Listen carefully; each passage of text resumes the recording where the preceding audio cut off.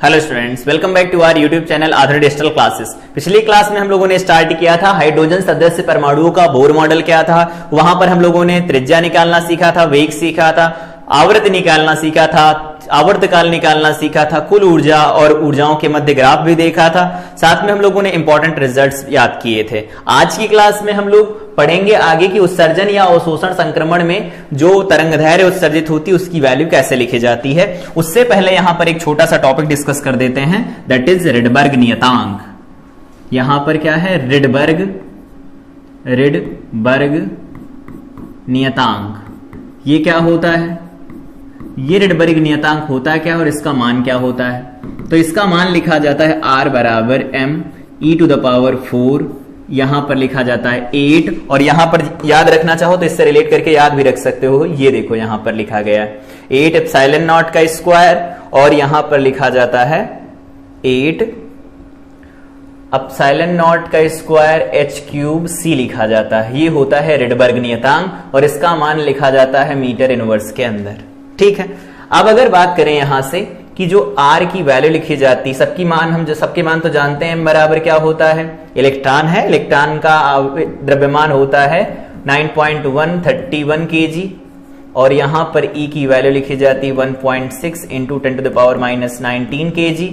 और यहां पर लिखा जाता है दूसरा केस जो बनता है वो क्या लिख सकते हैं? यहां से देखो एप्सिलॉन नॉट की वैल्यू देखा था हम लोगों ने, क्या लिखी जाती थी? वो लिखी जाती थी 8.85 × 10⁻⁻12 कूलम स्क्वायर प्रति न्यूटन मीटर स्क्वायर।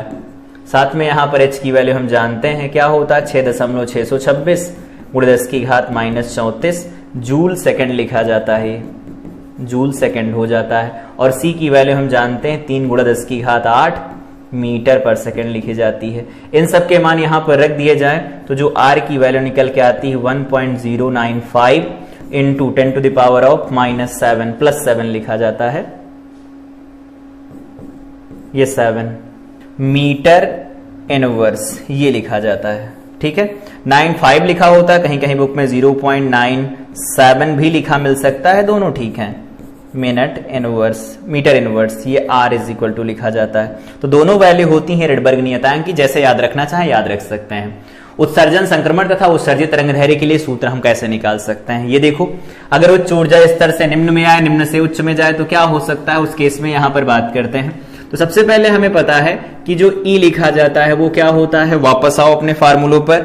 E का जो फार्मूला निकल के आया था दैट वाज, यहां से देखो m(e⁴), देखो m(e⁴) अपान 8 एप्सिलॉन नॉट का स्क्वायर लिखो, m(e⁴)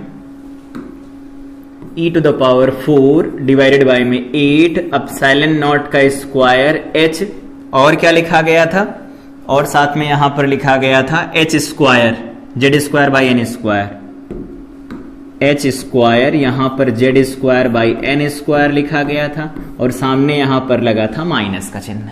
याद होगा ये। इस माइनस के चिन्ह को अगर हम रिलेट करते हैं अलग अलग केस के लिए, सबसे पहले बात करते हैं N1 ऊर्जा स्तर के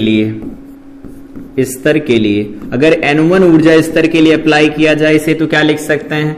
ये लिख सकते हैं E क्या लिखा जाएगा? तो E लिखा जाएगा माइनस। एक काम करो, सबसे पहले इसे लगाते बाद में है, रिडबर्ग नियतांक में पहले बदल लेते हैं। तो E बराबर क्या लिखा जाएगा? माइनस, अलग रखो।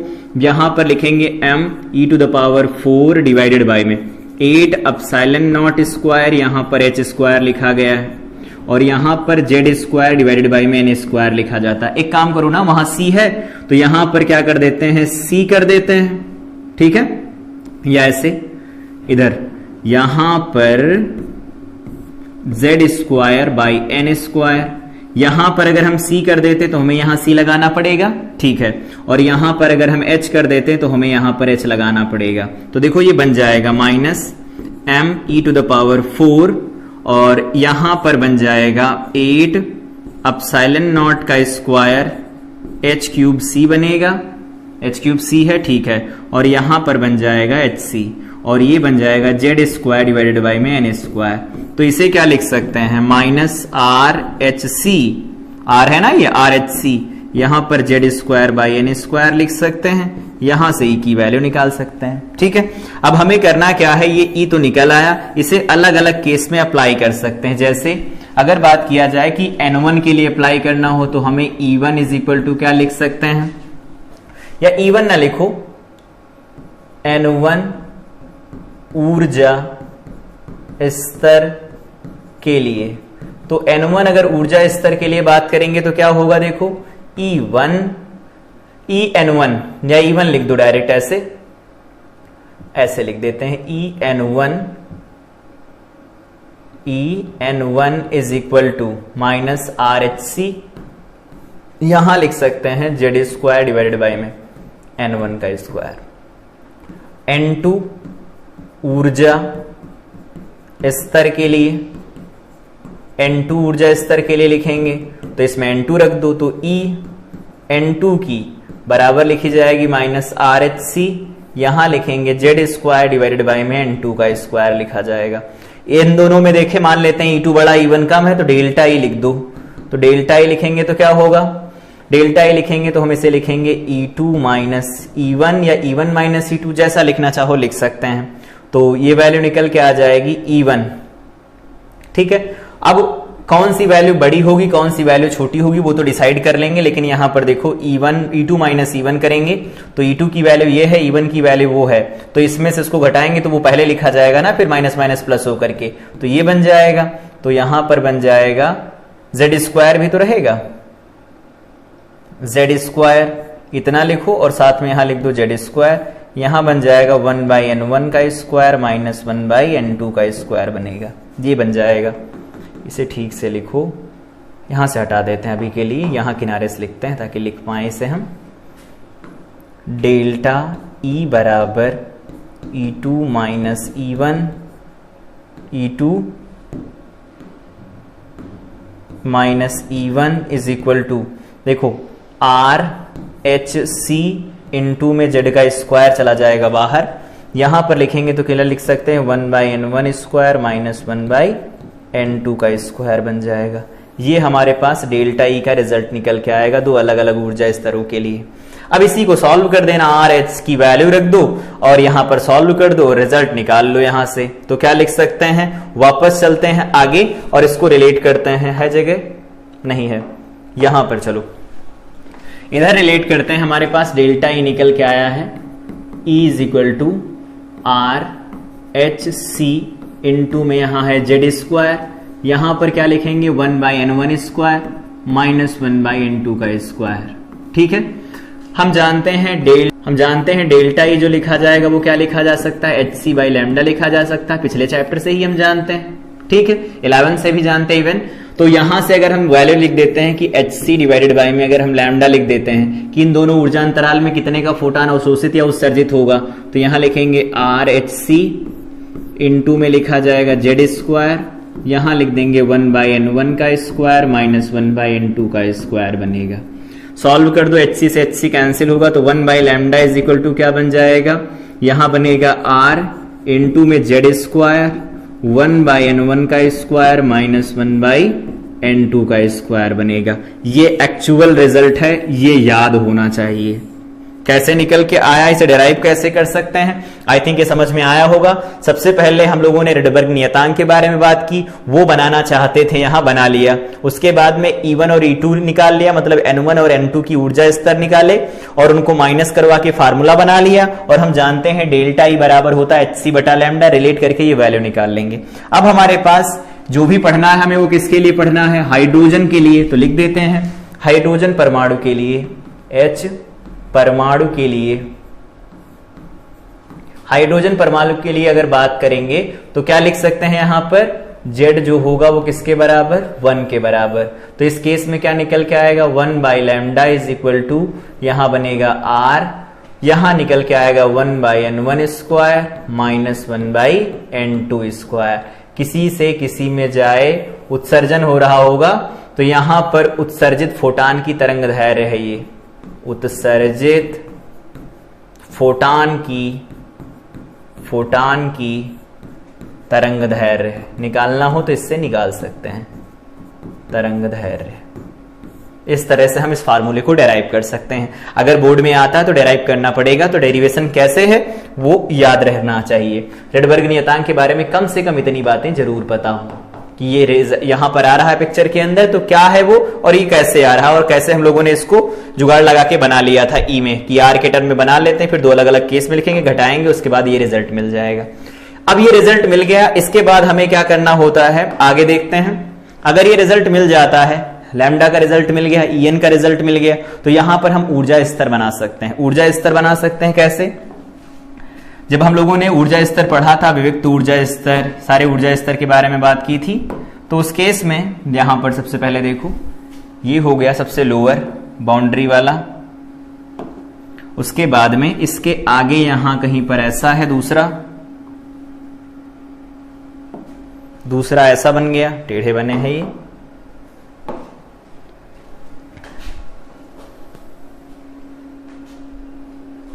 ये पहला बन गया, दूसरा इधर,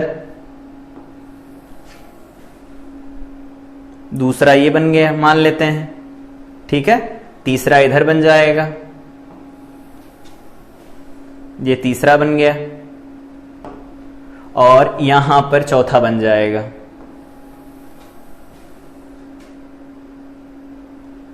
फिर पांचवा,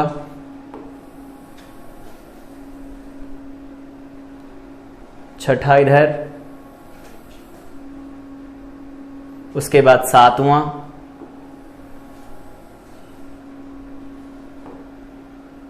और पास में, फिर आठवां ये और पास में, और फाइनली एक और यहां बना देते हैं ये वाला जो n बराबर अनंत वाला होगा। n बराबर अनंत के लिए ऊर्जा 0 हो जाएगी। अब एक काम करो, इन सबको यहां पर मार्क कर रहे हैं, तो देखो इधर जो फार्मूले आए उनको बताओ। हाइड्रोजन परमाणु के लिए बना रहे हैं हम इसे, तो E जो लिखा जाएगा Nv कक्षा का, वो क्या लिखेंगे? -13.6 डिवाइडेड बाई में n² लिखा जाएगा। ये हमारे पास किसका फार्मूला है? En का। और अभी 1 बाई लैम्डा का फार्मूला निकाला, वो किसके बराबर है? R 1 by n1² minus 1 by n2 का स्क्वायर। मतलब किसी कक्षा से उत्सर्जन होगा, किसी दूसरी कक्षा में जाएगा तो फोटान निकलेगा, तो फोटान की तरंग दैर्घ्य इस फार्मूले से निकाला करेंगे हम लोग। ये किसके लिए है?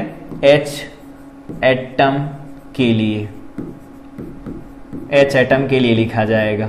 तो लिखो यहां पर, ये हमारे पास दे रखा है n बराबर 1, यहां पर n बराबर 2 बनेगा, n बराबर 3 बनेगा, n बराबर 4, n बराबर 5, n बराबर 6, n बराबर 7, n बराबर 8, और ये n बराबर अनंत है। ठीक है, n बराबर 1 के सापेक्ष ऊर्जा कितनी होगी वहां से देख के बताओ। तो n का मान 1 रखेंगे, तो यहां से जो E1 निकल के आएगा वो बनेगा माइनस का 13.6 इलेक्ट्रॉन वोल्ट। दूसरा 2 रखोगे 4 बनेगा, 4 3 12, तो E2 is equal to minus 3.4 बनेगा, और ये बनेगा 4 चौक 16 इलेक्ट्रॉन वोल्ट।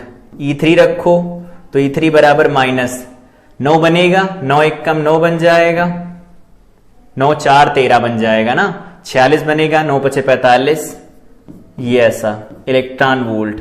5 1 बनेगा, एक बार चेक कर लो, 9 5 45, 1 9 1 कम 9 1 बनेगा इलेक्ट्रॉन वोल्ट। इसी तरह से E4 निकाल लो, E4 बराबर क्या लिख सकते हैं? माइनस 16 बन जाएगा, तो उस केस में लिखेंगे 0.85 electron volt. E5 is equal to लिखा जाएगा माइनस का 0.34 इलेक्ट्रॉन वोल्ट। इसी तरह से आगे की तरफ चलता चला जाएगा। हमें सिर्फ इतने 5 तक याद रखना है, बाकी निकालना हो तो स्क्वायर लगा के भाग लगा करके निकाल सकते हैं। ठीक है, 0.34, 0.85, 1.51, 3.51। अब देखो यहां से, यहां पर ये इसे कहा जाता है मूल ऊर्जा स्तर। ये क्या है? मूल ऊर्जा स्तर। ऊर्जा स्तर अगर ये आता है तो इससे रिलेटेड कोई भी क्वेश्चन हो आ जाएगा। कैसे? देखो यहां पर अब बात करते हैं अलग अलग केस में कि इलेक्ट्रॉन का उत्सर्जन हो रहा तो कहां से हो रहा होगा। उत्सर्जन के लिए जो हमारे पास फार्मूला निकल के आया था, उत्सर्जित स्पेक्ट्रमी रेखाओं की संख्या याद है क्या थी? की संख्या बराबर n into n minus 1 divided by में 2 आया था। एक रिजल्ट ये भी याद रखेंगे। अब इलेक्ट्रॉन अलग अलग ऊर्जा स्तर से किसी एक ऊर्जा स्तर में आ सकता है, वो अलग अलग ऊर्जा स्तर हो सकते हैं, कैसे भी हो सकते हैं। तो मान लेते हैं यहां पर, मान लेते हैं कि इलेक्ट्रॉन किसी भी ऊर्जा स्तर से पहले में आ रहा है। जैसे यहां पर देखो, ये यहां आया, ठीक है, यहां से चला, मान लेते हैं यहां से चला तो इधर आया, यहां से चल रहा है अलग,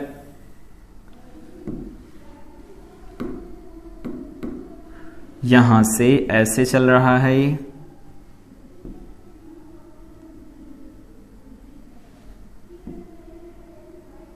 ये ऐसा बन गया, ठीक है।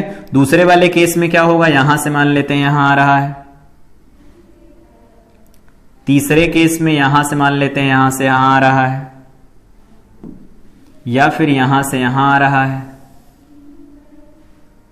ठीक है, ये इधर से इधर आ रहा है, इधर से इधर आ रहा है, उसके बाद फाइनली मान लेते हैं ये अनंत वाले ऊर्जा स्तर से यहां कहीं पर आ रहा है, ऐसा कुछ हो रहा है।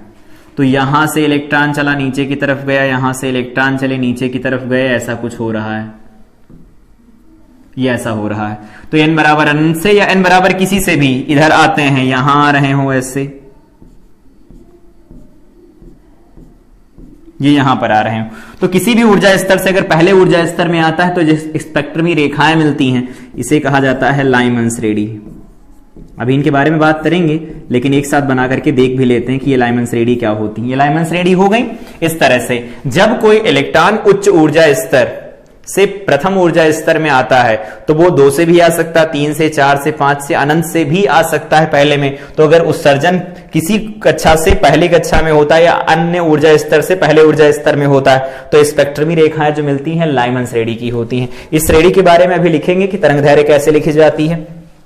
दूसरा पॉइंट क्या हो सकता है, दूसरा पॉइंट ये हो सकता है कि इलेक्ट्रॉन चले किसी कक्षा से और वो पहुंच जाए किसी और कक्षा में, जैसे यहां से चले दूसरे में पहुंच जाए, यहां से चले दूसरे में पहुंच जाए, कुछ इस तरह से, और इधर से चलता है दूसरे में पहुंच जाता है, इधर से दूसरे में पहुंच रहा है, इधर अगली कक्षा से इस कक्षा में आ रहा है, इस कक्षा से इस कक्षा में आ रहा है, इस कक्षा से इस कक्षा में आ रहा है, ऐसा है, ठीक है।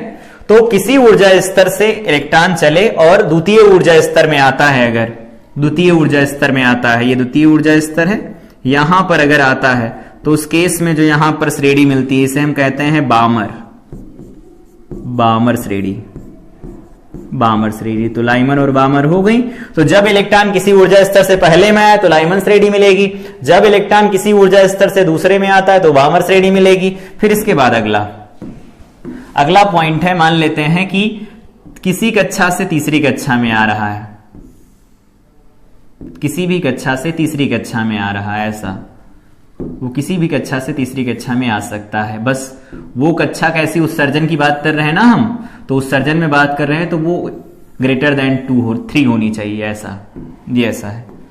तो अगर ऐसा होगा तो यहां पर ये जो स्पेक्ट्रम मिलेगा या जो श्रेणी रेखाएं मिल रही हैं, ये रेखाएं क्या कहलाती हैं, लाइमन बामर पाश्चन, पाश्चन श्रेणी है, ये पाश्चन श्रेणी है, ठीक है। आना तीसरे में है चाहे जहां से आओ। फिर उसके बाद में अगला है इधर,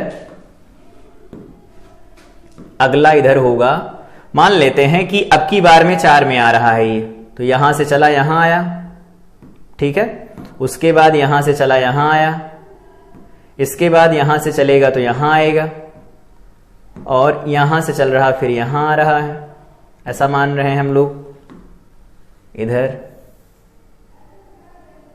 उसके बाद मान लेते हैं अनंत से इधर आ रहा है, कुछ ऐसा है। और अगर ऐसा होगा तो इस केस में यहां से देखो कुछ ऐसा बनेगा ये, और यहां जो श्रेणी मिलती है रायमन बामर पाश्चन ब्रैकेट होता है, ब्रैकेट मिलती है यहां पर, ब्रैकेट श्रेणी, ब्रैकेट श्रेणी होती है। उसके बाद वापसी अगर आगे बढ़े फाइनली, तो फाइनली अगर हम बात करते हैं तो यहां पर बात कर रहे हैं अब कुछ इस तरह से, इधर। अब की बार में क्या है, 5 में आ रहा है, तो यहां से चला 5 में आया, यहां से चला 5 में आ गया, यहां से चला 5 में आया, इसी तरह से मान लेते हैं अनंत से चला और 5 नंबर में आ गया।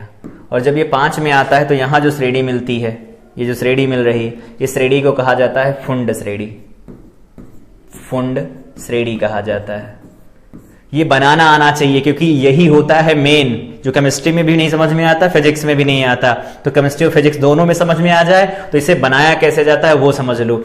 पहले ऊर्जा स्तर बना दो, उसके बाद में इलेक्ट्रॉन एक ऊर्जा स्तर से दूसरे ऊर्जा स्तर में जाएगा, मतलब n बराबर 2 से 1 में आए, 3 से 1 में आए, 4 से 1 में आए, 5 से 1 में आए, अनंत से 1 में आए, तो वहां जो श्रेणी मिलेगी लाइमन मिलेगी, ये बामर मिलेगी, दूसरे में आएगा तो तीसरे में आएगा तो पास्टन मिलेगी, ब्रैकेट मिलेगी चौथे में, और 5वें में आएगा तो फुंड मिलेगी। इसके आगे भी मिलती है लेकिन वो हमारे सिलेबस का पार्ट नहीं है।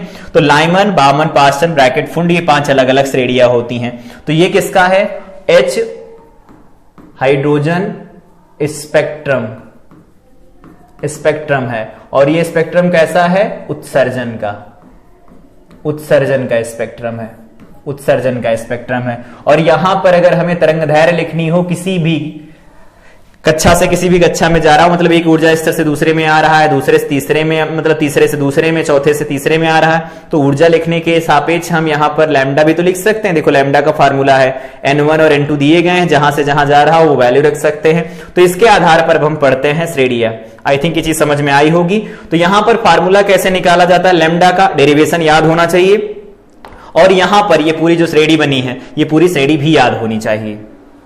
अगला बात करते हैं यहां से हाइड्रोजन परमाणु की उत्सर्जन श्रेणियां, जो यहां पर अभी बनाई ना, ये जो बनाया है, इनको यहां पर एक एक करके पढ़ते हैं, क्योंकि सबको एक साथ वहां तो नहीं पढ़ सकते, जगह नहीं थी, यहां पर पढ़ते हैं एक एक करके। तो सबसे पहला पॉइंट अगर इनके बारे में हम लिखें तो पहला पॉइंट ये होगा लाइमन श्रेणी। तो जब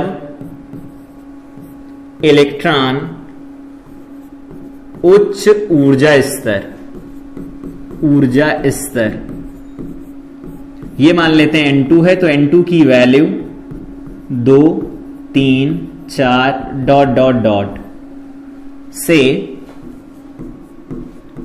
प्रथम ऊर्जा स्तर, जब इलेक्ट्रॉन उच्च ऊर्जा स्तर से प्रथम ऊर्जा स्तर, ऊर्जा स्तर n बराबर 1 में संक्रमण करता है, संक्रमण करता है, करता है, तो प्राप्त स्पेक्ट्रमी रेखाएं, स्पेक्ट्रमी रेखाएं लाइमन श्रेणी की होती हैं, लाइमन श्रेणी बनाती हैं, ऐसे लिख दो, बनाती हैं। ये तो हो गया। इसमें लिखना क्या है, बोर्ड में ऐसे लिख देना है। उसके बाद लिख देते हैं कि तरंगदैर्घ्य, तरंगदैर्घ्य, तरंगदैर्घ्य का सूत्र, तरंगदैर्घ्य का सूत्र, तरंगदैर्घ्य का सूत्र देखो, अभी हम लोगों ने पिछली स्लाइड में लिखा भी था, यहां से देख लो। ये देखो तरंगदैर्घ्य का सूत्र लिखा, ये यहां लिख दो, 1 बाई लैम्डा बराबर r, क्या लिखा जाएगा, 1 बाई n1 का स्क्वायर माइनस 1 बाई n2 का स्क्वायर। इसके लिए अप्लाई भी कर दो, तो 1 बाई लैम्डा बराबर r, यहां लिखा जाएगा, आ कहां रहा 1 में, तो 1 का स्क्वायर माइनस यहां क्या लिखेंगे n2 का स्क्वायर, और यहां पर लिखना होगा तो लिख दो, कंफ्यूजन ना होता कि n2 जो होगा वो 2 से शुरू होगा, 3, 4, 5, 6 डॉट डॉट डॉट डॉट आगे की तरफ बढ़ता चला जाएगा।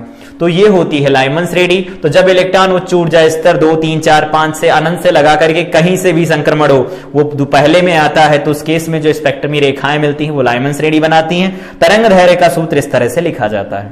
एक और पॉइंट होता है जो यहां से याद रखना चाहिए हमें, वो होता है लैम्डा मैक्सिमम, लैम्डा मैक्सिमम, और एक होता है लैम्डा मिनिमम।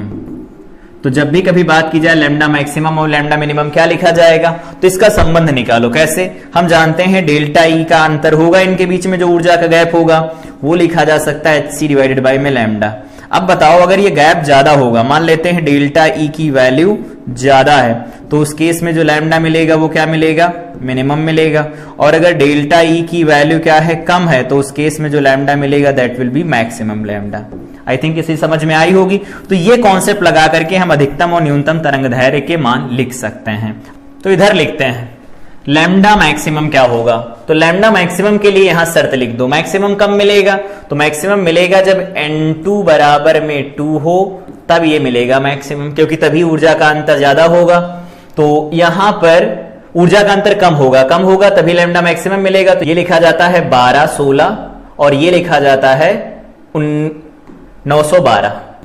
ये ऐसे याद रखो, 912 एंगस्ट्रॉम होता है, ये होता है 1216 एंगस्ट्रॉम। अब हम जानते हैं कि जब दूसरी कक्षा से पहली कक्षा में कूदेगा तो उस केस में जो ऊर्जा का गैप होगा वो कम होगा, ऊर्जा का गैप कम होगा तो लैम्डा ज्यादा आएगा। और ये वाला गैप कब के लिए होता है, तो ये वाला होता है जब n2 की वैल्यू कितनी हो, अनंत हो। और अनंत से जब आएगा पहले ऊर्जा स्तर में तो जो लैम्डा मिलेगा वो मिनिमम, क्योंकि उस समय पर जो ऊर्जा का गैप होगा वो ज्यादा होगा। तो इस तरह से हम लैम्डा मैक्सिमम और लैम्डा मिनिमम बता सकते हैं। एक पॉइंट यहां पर और लिख दो, यह श्रेणी हाईलाइट करके ऑब्जेक्टिव क्वेश्चन बने तो यह श्रेणी कहां मिलती है, तो यह श्रेणी मिलती है पराबैंगनी क्षेत्र में, पराबैंगनी क्षेत्र में प्राप्त होती है, ऐसा लिख दो, प्राप्त होती है। मतलब पराबैंगनी वाला जो प्रकाश होता है वो इसी रेंज में रहता है। तो ये लाइमन के लिए हो गया। याद रहेगा जब इलेक्ट्रॉन n बराबर 2, 3, 4, 5, 6 से लगाकर अनंत में से किसी से संक्रमण करे, n बराबर 1 में आता है तो जो श्रेणी मिलेगी लाइमन श्रेणी होगी। उस लाइमन श्रेणी के तरंगदैर्घ्य का सूत्र यहां पर लिखा गया है, याद रखना है इसे। कुछ मिट गया क्या, ये याद रखना है, ठीक है। और यहां पर लैम्डा मैक्सिमम और लैम्डा मिनिमम की वैल्यू क्या होगी और ये कहां मिलेगी, ये पूरा का पूरा डाटा याद होना चाहिए। बाकी सवाल कैसे लगाने हैं वो तो सवाल लगाने का भी जैसे हम श्रेणियां पढ़ लेंगे, शॉर्टकट तरीका देखेंगे कैसे लगाया जा सकता है। अगली श्रेणी है हमारे पास बामर श्रेणी की। बामर श्रेणी क्या होती है, तो जैसे यहां पर लिखा गया था ना अभी ये कि इलेक्ट्रॉन जब जो ऊर्जा स्तर से, तो यहां पर भी लिख दो जब इलेक्ट्रॉन उच्च ऊर्जा स्तर, ये क्या लिखे जाएंगे, तो n2 लिखे जाएंगे। वो कहां से, 3, 4, 5 डॉट डॉट डॉट से द्वितीय ऊर्जा स्तर, द्वितीय ऊर्जा स्तर मतलब n1 की वैल्यू कितनी हो, वो 2 हो, में संक्रमण करता है,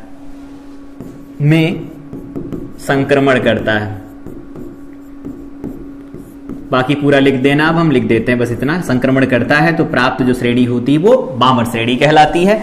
और इस केस में यहां पर अगर हम लिख देते हैं तरंगदैर्घ्य का सूत्र, तो तरंगदैर्घ्य क्या लिखेंगे, तरंगदैर्घ्य का सूत्र अगर लिखा जाए तो क्या लिखा जा सकता है, तो वो लिखा जाता है यहां से 1 बाई लैम्डा बराबर r, यहां लिख देते हैं 1 बाई n1 का स्क्वायर माइनस 1 बाई n2 का स्क्वायर। अब यहां पर वैल्यू पुट कर दो तो 1 बाई लैम्डा बराबर r बनेगा, यहां 1 बाई देखो 2 का स्क्वायर लिख देंगे, यहां n2 की वैल्यू अलग अलग आएगी। तो यहां लिख देना n2 बराबर 3, 4, 5 डॉट डॉट डॉट कुछ भी हो सकता है। तो ये हमारे पास फार्मूला निकल के आएगा बामर श्रेणी का। और यहां पर जो फार्मूला दिया गया था ये लाइमन श्रेणी का था। तो ये बामर हो गया, ये लाइमन हो गया। अब यहां पर अगला पॉइंट ये आता है कि हम इसमें अधिकतम तरंगदैर्घ्य कैसे लिख रहे हैं, तो अधिकतम तरंगदैर्घ्य लिख लेते हैं इधर। लैम्डा मैक्सिमम कब मिलेगा, जब n2 की वैल्यू 3 के बराबर होगी, ठीक है। और लैम्डा मिनिमम कब मिलेगा, तो लैम्डा मिनिमम तब मिलेगा जब n2 की वैल्यू अनंत होगी। बाकी n1 तो फिक्स है ही, श्रेणी फिक्स हो गई पूरी। यहां ये वैल्यू मिल जाएगी 65, 63, ये मिलेगी 36, 46, उल्टा लिख दिया क्या, 65, 63 ऊपर रहेगा, 36, 46 नीचे, तो ये हो गया 36, 46, ये मिल जाएगा 65, 63। ये हमारे पास वैल्यूज निकल के आती हैं एंगस्ट्रॉम के अंदर, ये होती है एंगस्ट्रॉम 65, 63 और ये 36, 46, ये याद रखेंगे। अब ये मिलती कहां है, तो ये मिलती हैं दृश्य प्रकाश में,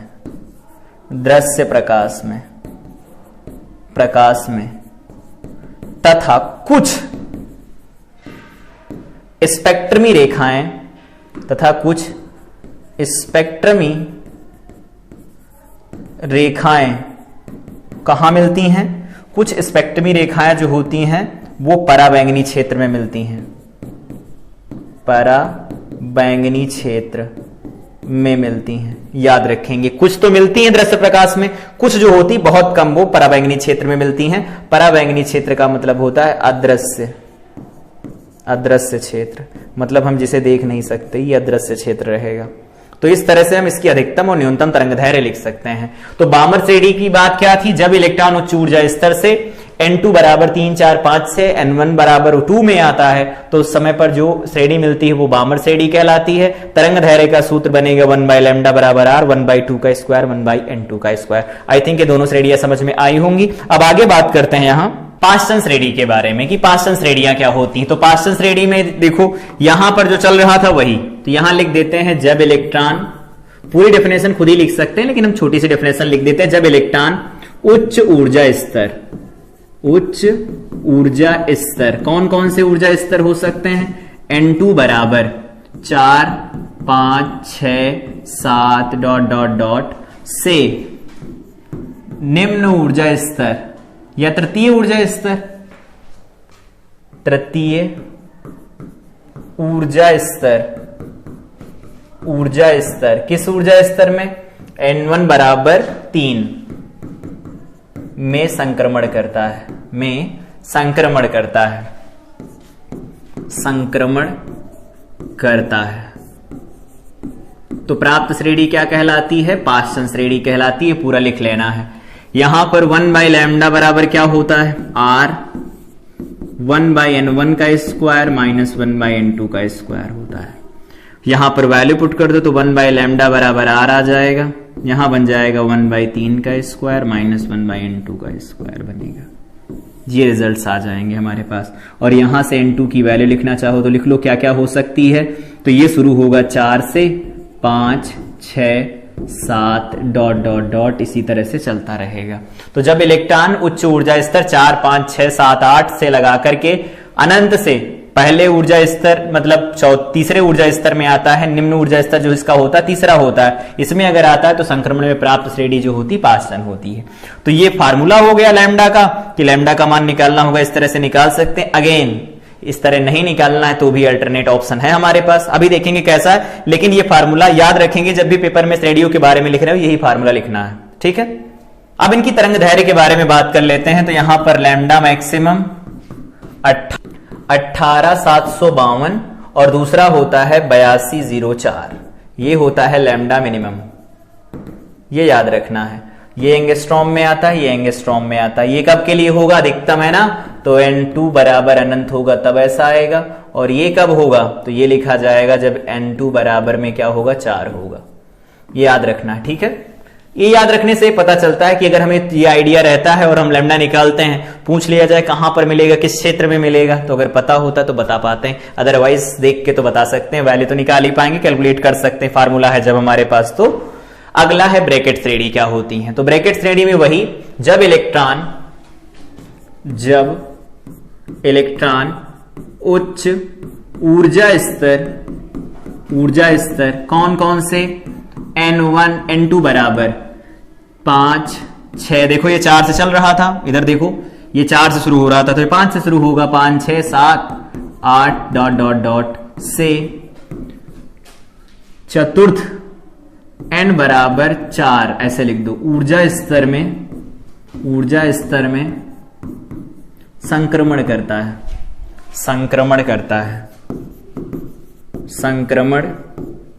है, ये हो गया, ठीक है। जब ये संक्रमण करेगा तो उस केस में देखो 1/λ क्या लिखा जाएगा? 1 बाई क्यों? R इंटू में 1/λ, बार बार लैम्डा लिख रहा है, ये N1 स्क्वायर माइनस 1/N2 का स्क्वायर लिखेंगे। यहां पर बन जाएगा 1/λ बराबर R, वैल्यू पुट कर दो तो 1 बाई यहां बनेगा 4 का स्क्वायर माइनस 1/N2 का स्क्वायर बन जाएगा। ये रिजल्ट्स आ जाएंगे। बात कर लेते हैं N2 की वैल्यू क्या होगी, तो ये 5 से शुरू होगी, 5 6 7 8 से लगा करके आगे तक चलती चली जाएगी। अब अगेन यहां पर फिर से बात आती है कि हम लैम्डा अधिकतम लैम्डा मिनिमम क्या लिख सकते हैं, तो वो वैल्यू मिलेगी, तो ये वैल्यू मिलेंगी यहां से देखो, लैम्डा मैक्स 40 515 एंगस्ट्रॉम मिलेगा, अधिकतम है ये। और अगर इतना अधिकतम होगा तो ये किसका होगा, N2 बराबर कहां होगा, इससे जस्ट ऊपर, अधिकतम है तो अनंत वाला होगा, फिर ये लिखा जाएगा, हटाओ अनंत ऐसे बनेगा, ये होगा। और लैम्डा मिनिमम लिखें तो क्या लिख सकते हैं, तो लैम्डा मिनिमम की वैल्यू बनेगी 14,585 एंगस्ट्रॉम निकल के आएगा, ये 5 है, ये बनेगा। ये हमारे पास रिजल्ट्स निकल आएंगे लैम्डा के। ठीक है, याद रखना है एक बात, यहां से देखो शायद यहां नहीं लिखा गया था, ये जो श्रेणी मिलती है वो कहां मिलती है, अवरक्त क्षेत्र में, अवरक्त क्षेत्र में मिलती है, अवरक्त क्षेत्र में, ये अवरक्त क्षेत्र में मिलती है। और ये वाले भी कहां मिलती है, तो ये भी अवरक्त क्षेत्र में मिलती है, अवरक्त क्षेत्र में मिलती है, अवरक्त क्षेत्र में मिलती है। ठीक है, ये अवरक्त क्षेत्र, वो भी अवरक्त क्षेत्र में मिलेंगी। लास्ट बची है फुंड सीरीज। फुंड सीरीज क्या होती है, तो इसको एक बार यहां आओ देख लेते हैं, ये बनाया था ना इतना खूबसूरत सा, इसमें देखो ये पढ़ लिया, यहां पर क्या था, N1 बराबर 1 और N2 बराबर 2 3 4 5 ऐसे लगातार चलते जाएंगे।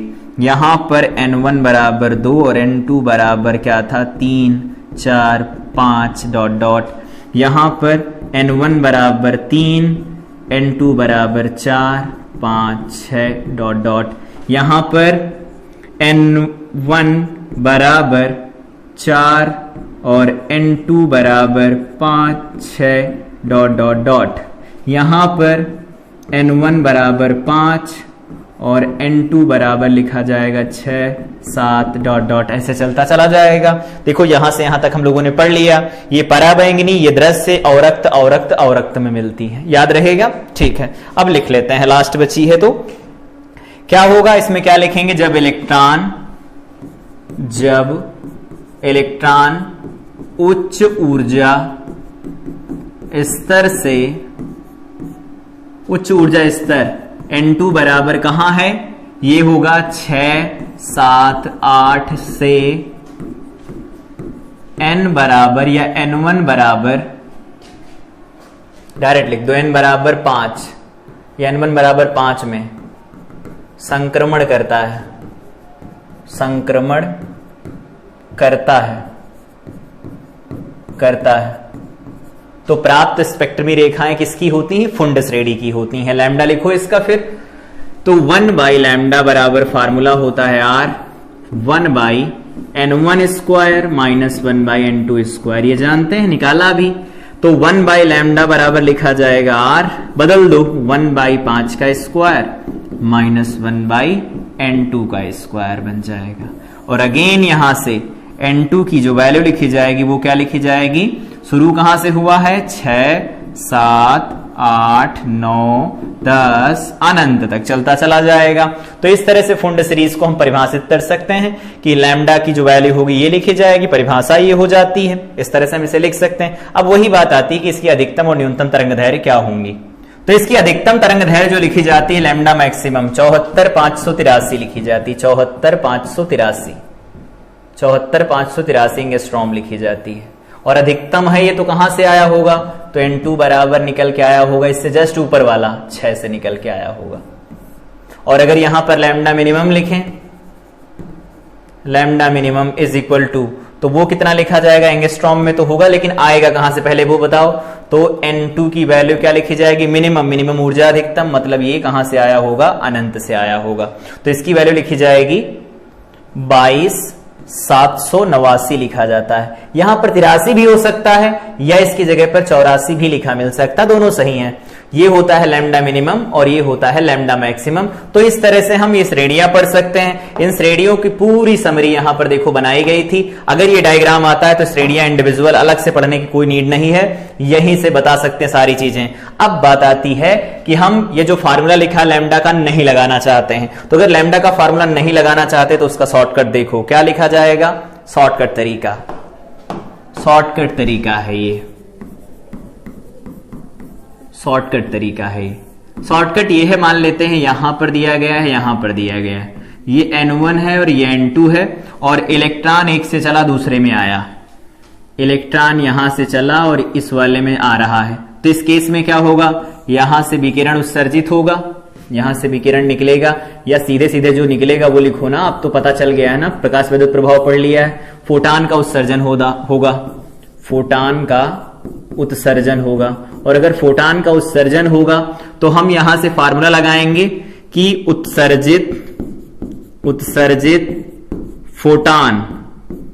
फोटान की तरंग दैर्घ्य, तो उत्सर्जित फोटान की तरंग दैर्घ्य लिखेंगे तो क्या लिख सकते हैं, 1/λ बराबर r 1/n1 का स्क्वायर माइनस 1/n2 का स्क्वायर लिख सकते हैं। ऐसा ऑफ कोर्स लिख सकते हैं, फार्मूला पता है, लेकिन अलग से इसे पढ़ रहे हैं तो इसका मतलब कोई अच्छा फार्मूला लिखेंगे। तो अच्छा फार्मूला वही जो अब तक पढ़ते आए, उसको यहां पर अप्लाई कैसे करें, देखो कैसे। तो हमारे पास जो फार्मूला निकल के आया था, याद होगा, E इज इक्वल टू लिखा जाता था h न्यू, या फिर हम इसे लिखते थे hc डिवाइडेड बाई में लैम्डा, ये E लिखा जाता था। इसी का उपयोग कर लो ना, कैसे, अगर यहां से यहां आएगा तो बताओ एनर्जी का गैप डेल्टा E होगा, वो कितना होगा, E2 माइनस E1 होगा, यही तो गैप होगा। इतनी ऊर्जा के गैप का ये फोटान उत्सर्जित करेगा, और फोटान की ऊर्जा निकालनी तो hc बटा लैम्डा निकाल लो। और यहां से देखो, अगर हम बात करते हैं कि डेल्टा E बराबर क्या लिखा जाएगा, तो इसे हम hc डिवाइडेड बाई में लैम्डा लिख सकते हैं। तो लैम्डा क्या बनेगा, लैम्डा देखो बनेगा 12,375, कुछ याद आया हो तो, और डिवाइडेड बाई में यहां लिखेंगे डेल्टा E, लेकिन जो E लिखा जाएगा वो इलेक्ट्रॉन वोल्ट में लिखा जाएगा, तो जो लैम्डा निकल के आएगा that will be in angstrom. कितना आसान है, ये आर की कैलकुलेशन का लफड़ा ही खत्म हो जाएगा पूरा। डायरेक्ट यहां से रिलेट करो, ऊर्जा का अंतराल अगर किसी तरह से पता चल जाए, उसके लिए सबसे पहले हमें ये टेबल आनी चाहिए। अगर हमें इनकी ऊर्जाओं पता है कि कौन सी ऊर्जा से कहां आ रहा है, तो उनका अंतर तो निकाल ही सकते हैं ना। देखो यहां से 5 तक का लिखा, आगे तक का लिखना होगा तो खुद से लिख लेना, ठीक है। तो अगर ये अंतर हमें पता होता है तो उस केस में हम यहां से बता सकते हैं कि कितनी ऊर्जा का फोटान उत्सर्जित हो रहा होगा और उसके पास में कितनी तरंग दैर्घ्य होगी। तो तरंग दैर्घ्य का एक ये फार्मूला होता है, एक यूनिवर्सल फार्मूला ये तो होता ही हमारे सिलेबस का, तो ये अल्टरनेट ऑप्शन है। लेकिन इलेक्ट्रॉन वोल्ट में ऊर्जा रखना 12,375, बहुत जल्दी में हो तो 12,400 रख लेना, कैलकुलेट कर लेना, कुछ ऊपर नीचे पॉइंट इधर उधर होंगे, बाकी डाटा सही आएगा। तो बहुत जल्दी में हो तो 12,400 रख लेना, अगर कैलकुलेट करना है तो 12,375 रख के कैलकुलेट कर सकते हैं।